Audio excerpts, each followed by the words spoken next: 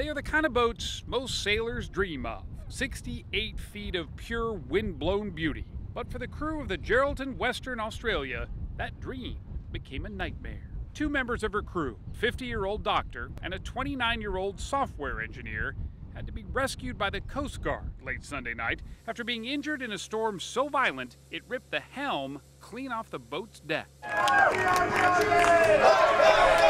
They were participating in the Clipper Round the World Yacht Race, the longest of its kind for amateurs, some 40,000 miles.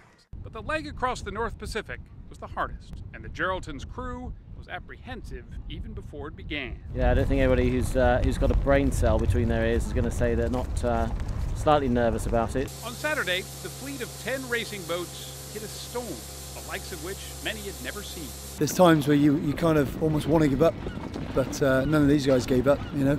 Worked really, really hard throughout. But it was the Geraldton who took it the hardest. Her skipper told the Coast Guard a monstrous foaming swell broke over the stern.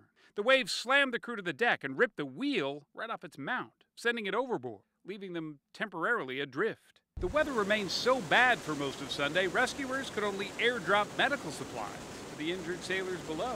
It wasn't until just before dusk last night the most seriously injured were finally taken aboard a Coast Guard cutter to safety.